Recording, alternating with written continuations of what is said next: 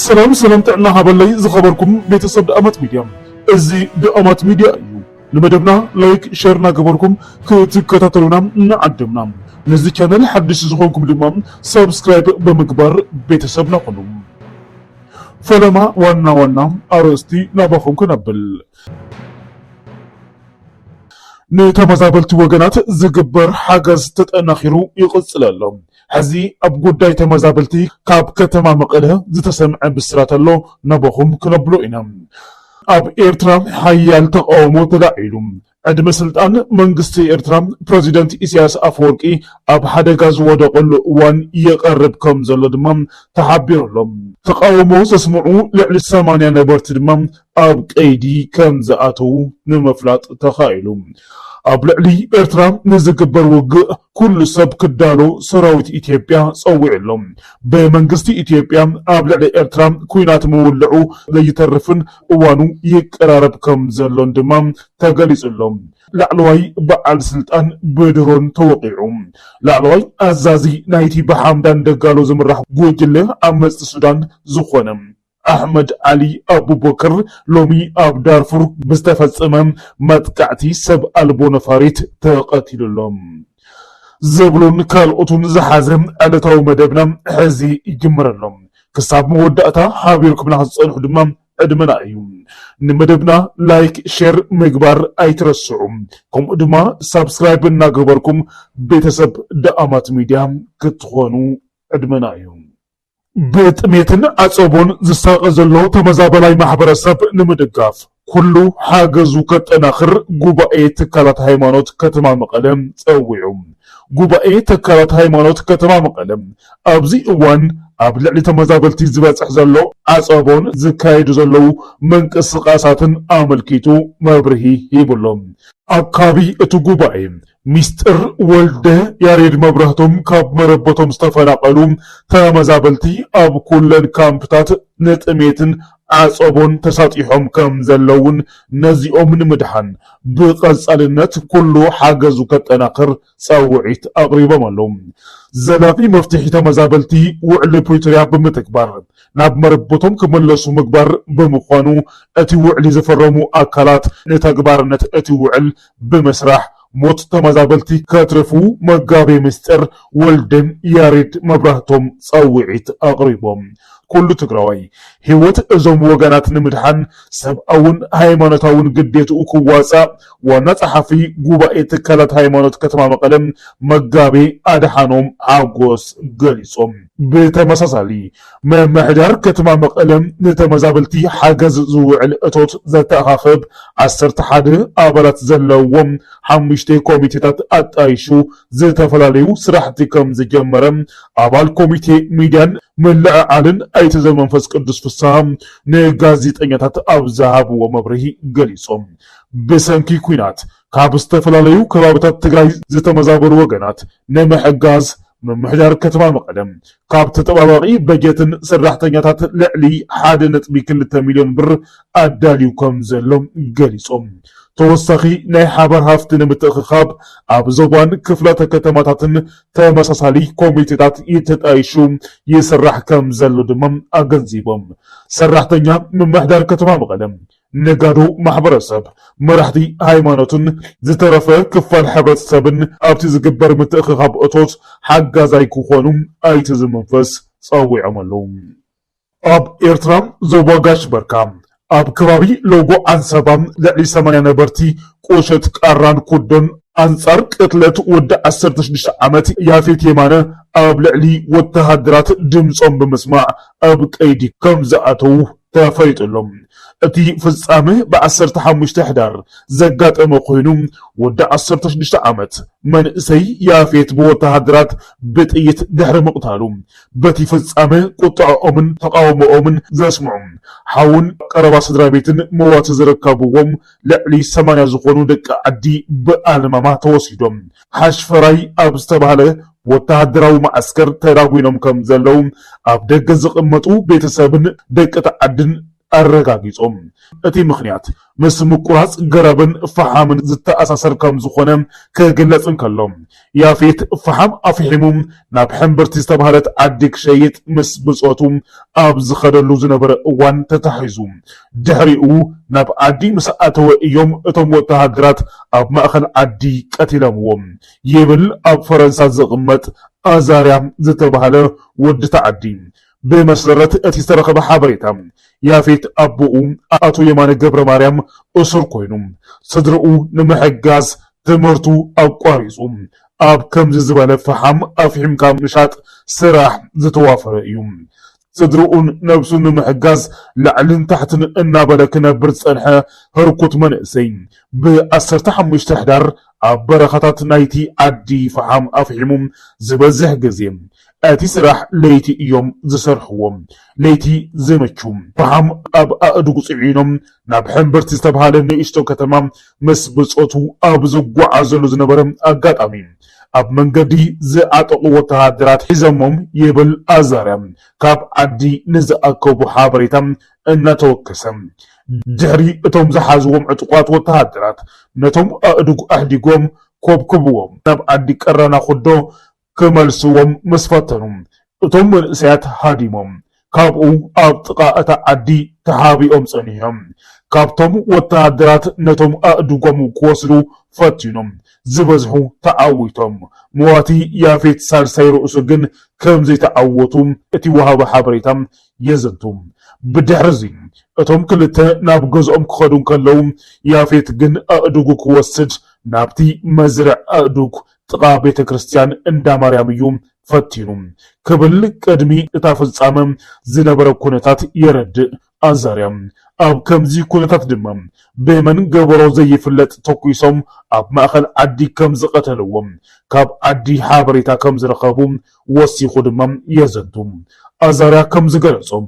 ሬሳ ያፌት ንጽባሒቱ ክሳብ ፍርቂ መዓልቲ ከም ዘይተዳዓለን እቶም ደቂ ዓዲ ድማ ንሓለፍቲ መምሕዳራት ከም ዝሓበሩን ብድሕሪኡ እቲ ኩነታት ቁጥዕ ከም ዘለዓለም ይገልጽ እዚ ድሕሪ ምዃኑ ድማ ወተሃደራት መጺኦም ነቲ ዓዲ ከቢቦምዋ ፖሊስ ድማ መጺኦም ነቲ ሬሳ ክምርምሩን ስእሊ ክወስዱን ኣብ ዝፈተኑሉን ከም ዝተኸልከሉን ብዘይ ዝኾነ ምጽራይ ያፌት ክቕበር ከም ዝተገበረን አዛርያም ገሊጹሎም ብድሕሪኡ ግን እቲ ዓዲ ነቲ ኣማውታን ዝሰዓበ ነገራትን ስለዘይተቐበሎም ክእከብን ቅሬታታት ካቀረብን ትሕም ክብልን ምስ ጀመረም ኣኪብካ ክእሰር ከም ዝተገበረም ንምፍላጥ ተኻኢሉሎም ኣብ ሰሙን እቲ ፍጻመ ሰንበት መዓልቲ ድማ ዝበዝሕ ሰብ ኣብ ቤተ ክርስቲያን ተኣኪቡን ከሎም ካብ ወዲ 16 ዓመት ንላዕሊ ዲያቆናትን ተምሃሮ ቤተ ክርስቲያንን ካህናትን ንኹሉም ኣብቲ ዓዲ ዝነበረ መንእሰይን ዓብይን ኣኪቦም ወሲዶሞም ሕዚ ኣብ ሓሽፈራይ ኣለው ይበሃል ግን ዝተረጋገፀ ነገር የለን ክብል ድማ የረድእ ንኹነታት እቶም እስራ ተመልኪቱ ክገልጽ እንከሎ ድማ ካብ ወዲ 16 ዓመት ክሳብ 80 ዓመት ዝዕድሚኦም ደቂ ተባዕትዮ እዮም ወሲዶም ዘለዉ ኣብዚ ድማ ዝተፈላለዩ ናይ ጥዕና ፀገማት ዘለዎም እውን ክህሉ ከም ዝኽእሉ ፍሉጥ እዩ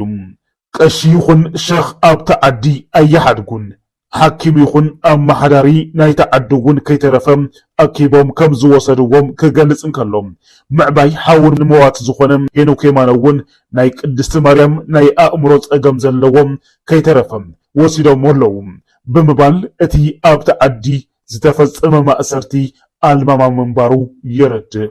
أب إرترام اتي أب قطر زنبر هزبي بفلاين أقول قرب إلكتريك بزي مهلاو نحوي أقرب قريسون فهم أفهمون يوم من نبابرون ذكايد كم منكي آتاوون نممحاش نابرون يكالس يوم بوغن منغستغن بمنغدي ملشتات وتهادرات حالوام أقرب مينستر حرشام فروستان لم طبق قوزتر كم زقبرن أب كيلاتات يخون أب برخاتات هادن كم زكايد يفلات بمنغستي إثيوبيا ኣብ ልዕሊ ኤርትራ ኩናት መወልዑ ዘይተርፍን እዋኑ ይቀራረብ ከም ዘሎን ተፈሪጡ መራሕቲ ኢትዮጵያ ኣብዚ ሕዚ እዋን ቀንዲ ኣጀንዳ ገይሮም ዝሰርሕሉ ዘለው ጉዳይ ኢትዮጵያ ኣፍ ደገ ባሕሪ ክህልዋ ምግባር ኮይኑ መላእ ህዝቢ أبغونم كسلف صاوعيت قريب لهم مينستر وصاو قداء إثيوبيا يتوكلت بيت مخري أبزهابو مدرم كل كفال حبرت السب قدايك أيح بحري وانا أجندو غيرو كسرح ذات تحساسبو خينم أزي مارس دمام إتبيت مخري منجستي إثيوبيا أبلعلي إرتران زوصدوم أتكعتي هزبي أبغونو كسلف كقبرن نمقبار كم زخوانا إيو تفريط زلوم بزي كازيم أززتي جنرالات سراوت إثيوبيا حزي ودب عصب ناب إثيوبيا نمملاس أبناي مودعتا معرف كم زركبون كل سب كدارون صوي عملهم حدا كاب أززتي سراوت إثيوبيا زخوانم ميجر جنرال ترشو مقمجو كم زبالهم أفدق بحري كن قوتاترهم ألنم قبل قريس لهم قداي أفدق بحرنا قداي ربحان هلونا نيوم أفدق بحرنا قداي هلونا نأيو انتنبل ناب حد قزا أيو زاأتهم ناب حرستاي قزام يأتو ناب نقراي قزام يأتو ناب تمهراي قزاون يأتو ناب منسين ناب كل كفال هزبنان زاأتو بمخانوم ብሔራዊ አጀንዳ እዩ ኢልና ኩልና ምድላው ክንገብር ኣለና ክብል ገሊጹሎም ንቐጻሊ ትውልዲ ኢትዮጵያ ወናኒት ኣፍደገ ባሕሪ ጌርና ከነረክቦም ኣለና ዝበለ እቲ ጀነራል ነዚ ንምፍጻም ድማ ኣብ ናይ መወዳእታ ብርኪ በፂሕና ኣለና ዝበለ ኮይኑ ሕዚ ምድላውና ዛዚምና ኣብ ተጠንቀቂና ዘለና ክብል ገሊጹሎም ስለዝኾነ ድማ ይብል እቲ ጀነራል ኩሉ ክፋል ሕብረተሰብ እውን ክዳሎም አለው ክብል ገሊጹሎም ኣብ መንጎ ኢትዮጵያን ኤርትራን ዝካየድ ኩናት መላእ ቀርኒ አፍሪካ ዝሕምስ ከም ዝኾነ ድማ ምሁራን ፖለቲካ ይገልጹለው ላዕለዋይ አዛዚ ሰራዊት ብድሮን ተወቂዑሎም ላዕለዋይ አዛዚ ናይቲ ብሓምዳን ደጋሎ ዝምራሕ ጉጅለ ዓመፅ ሱዳን ዝኾነ አሕመድ አሊ አቡበከር ሎሚ ኣብ ዳርፉር ብዝተፈጸመ መጥቃዕቲ ሰብ አልቦ ነፋሪት ተቀቲሉሎም ብዘይካዚ በጀነራል አልቡርሃን ዝምራሕ መንግስቲ ሱዳን ሰፊሕ መጥቃዕቲ ንምክያድ ሰራዊት ካብ ርእሰ ከተማ ናብ ሰማያዊ አባይ የግዕ ዘሎ ተባሂሉሎም ብዘይካዚ ሰራዊት ሱዳን ናብ ወሰናት ኢትዮጵያ ይጽጋዕ ከም ዘሎን ብሰለስተ አንፈት ናብ ኢትዮጵያ መጥቃዕቲ ክቀጽል ተዳልዩ ከም ዘለውን ተፈሊጡሎም ብፍላይ ድማ RSF ዝተባሃለ ጉጅለ ዕጡቅ ኣብ ኢትዮጵያ ስልጠና ይወስድ ከም ዘሎ ዝገለጸ ጀነራል አልቡርሃን ኣብ ልዕሊ ኢትዮጵያ ብሰለስተ አንፈት መጥቃዕቲ ንምውሳድ ሙሉእ ሓይሉ ናብቲ ምስ ኢትዮጵያ ዝዋሰን ከባብታት አጸጊዕዎ ከም ዘሎም ተፈሊጡሎም ሰበስልጣን ሶማሊያ ንሶማሊላንድ አፍልጦ ሃገርነት ደግፎም ኣለው ተወለድቲ ሶማሊላንድ ዝኾኑ ምክትል ቀዳማይ ሚኒስትር ፌደራላዊ መንግስቲ ሶማሊያ ሚኒስትራትን አባላት ፓርላማን እስራኤል ንሶማሊላንድ ዝሃበታ አፍልጦ ሃገራውነት ደግፎም ሶማሊላንድ ናይ እስራኤል አፍልጦ ምርካባ ካብ ዝደገፉ ሰባት ድማ ምክትል ቀዳማይ ሚኒስትር እታ ሃገር ሚኒስትር ገንዘብ ሚኒስትር ሕርሻ ፕሬዚደንት ላዕለዋይ ቤት ፍርድን حاويسو سلسة أبارات بارلمان كم زركبو وميو تاغريسو زلوم اتوم سبسلطانن أبارات بارلمان لومي أب مقادشو أبزوز وحابراو مجلسين سومالي لاند مش سوماليا قدم مصنبرام نحيدة معالتات لؤلاوي هاجر كم زنبرت بمتكاس يخون نبر ودت سومالي لاندن سوماليان ببارلمانات كلتيوم وغنات كم زي صدقم غريسوم اتوم سبسلطانن أبارات بارلمان ሶማሊያ በአቆጣጠር አውሮፓውያን ኣብ 1991 ክትበታተን ከላ ኣብ ልዕሊ ሶማሊላንድ ዝነበራ ስልጣን ከም ዘብቅዐ ዝገለጹ ክኾኑ ከለዉ ፌደራላዊ መንግስቲ ሶማሊያ ሓድነት ሶማሊያ ብሓይሊ ኣብ ልዕሊ ሶማሊላንድ ከይፅዕን ድማ ወሲኾም ኣጠንቂቖም ኣለው ኣባል ፓርላማ ሶማሊያ ኮይኖምስ ንሶማሊላንድ ይቃለሱ ማለት እዩ እዚ ዝገርም ትብዓት ዝገርም ጅግንነት እዩ እቶም ሰበስልጣን ሶማሊላንድ ሉዓላዊት ሃገር ነይራ ክብሉ ከለው በ1960 አቆጣጽራ ፈረንጂ ካብ ብሪጣንያ ናጽነታ መስረኸበት ምስ ሶማሊያ ናይ ጣልያን መግዛእቲ ዝነበረት ማለት እዩ ቀድመ ምጽንበራ ንሓሙሽተ መዓልትታት ዝኣክል ከም ነፃ ሃገር ተፈላጥነት ረኺባ ነይራ እያ ሕዚ እቶም ሰበስልጣን እቲ ውህደት ብሕጋዊ መንገዲ ማለት እውን ብፓርላማ ኣይጸደቐን ብምባል እዮም ንናጽነት ሶማሊላንድ ሕጋዊ መሰረት ክህብዎም ተራእዮም ዘለው እዞም መግለፂ ዘውፅኡ ሰባት ኣብ ውሽጢ መንግስቲ ሶማልያ ማለት ፌደራል ገቨርንመንት ኦፍ ሶማልያ ዝለዓለ ስልጣን ዘለዎም እዮም። እዚ ድማ ኣብ መንጎ እቲ ሓንቲ ሶማልያ ዝብል ፖሊሲ ፕሬዚደንት ሶማልያ ሓሰን ሼክ ማሕሙድን እቶም ካብ ሶማሊላንድ ዝመፁ ሰበስልጣንን ዘሎም ዓብይ ምስሕሓብ ከም ዘመላኽትን ናይ ቀጻሊ ዕጫ ስልጣኖም ኣብ ሕቶ ምልክት ዘእቱ ምዃኑ ይዝረብ። ብኻልእ ገጽ ናይ እስራኤል መሃብ ኣፍልጦ ሃገርነት ንሶማሊላንድ ብወገን ዓረብ ሃገራት ተቃውሞ ክልዕል ይኽእል እዩ ተባሂሉ ትፅቢት ይግበር። ምክንያቱ ሶማልያ ኣባል ዓረብ ሊግ ስለ ዝኾነት። መንግስቲ ስዑድ ዓረብ ኣብ ልዕሊ ዓረብ ኤምሬት መጥቃዕቲ ወሲደሎም። ኣብ የመን ዝርከባ ክልቲአን ሃገራት ንንባዕለን ይዋግኣ ከም ዘለዋም ዝተገለጸ ኮይኑ መንግስቲ ስዑድ ዓረብ ጸብለልትኡ ወሲደሎም። ኣብ ልዕሊ ሰራዊት ዓረብ ኤምሬት ድማ መጥቃዕቲ ቀፂሉ ብርክት ዝበሉ ከባቢታት የመን ይቆጻጸር ከም ዘሎ ንምፍላጥ ተኻኢሉሎም። እቶም ብዓረብ ኤምሬት ዝድገፉ ተቃወምቲ መንግስቲ የመን ሕዚ ይበታተኑ ከም ዘለውን እታም ሒዘምዋ ዝነበሩ ከተማ ለቂቆም ይሃድሙ ከም ዘለውን ተፈሊጡሎም።